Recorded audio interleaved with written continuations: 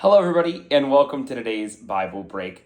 Today, we're talking about the wise man and the foolish man. And I know what you're thinking. That's not a part of the Psalms. Yeah, I know. But I want to talk about it for a specific reason and how it relates to today's psalm. So, when we're talking about the wise man and the foolish man, we talk about how the wise man built his house upon the rock and the foolish man built his house upon the sand. But what we know about real estate and construction, right? You can understand why that's a bad thing. Wise man building his house upon the rock, a firm foundation. That's the whole goal. Foolish man building his house upon the sand, and obviously, when the rains come tumbling down, then so does that house. But does the wise man know what he's doing? Yes. But does the foolish man know what he's doing wrong? And that's really what it comes down to. Because if you're aware of what's going on in your surroundings, in your environment, then the foolish man would have known that rain will come and then the sand will get washed away and therefore your house will too, right? The wise man already knows this because he's been observant of what's going on in his environment. The foolish man, however, missed out on all of these characteristics.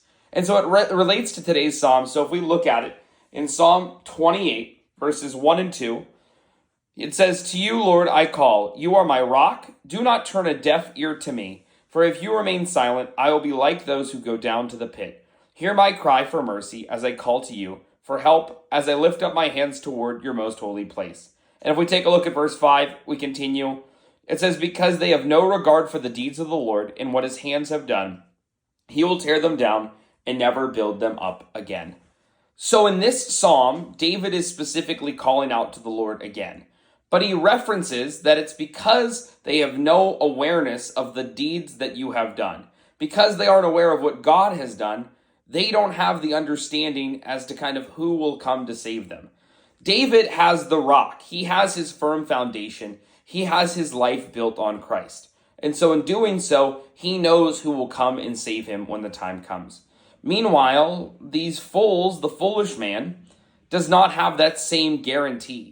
Instead, the foolish man is not paying attention to what's going on. He's not paying attention to what the Lord has already done in his life. Because what's hard to remember sometimes is that whether you are the wise man or you are the foolish man, Jesus is still trying to form that relationship with each and every one of us. So if you are the wise man today, congratulations. You've already got that rock and you've got that firm foundation. But if you're a foolish man, start to pay attention to those things. So my challenge for you today is to focus on where your foundation actually lies. Are you someone who's built on the rock and knows what the Lord has done in your life?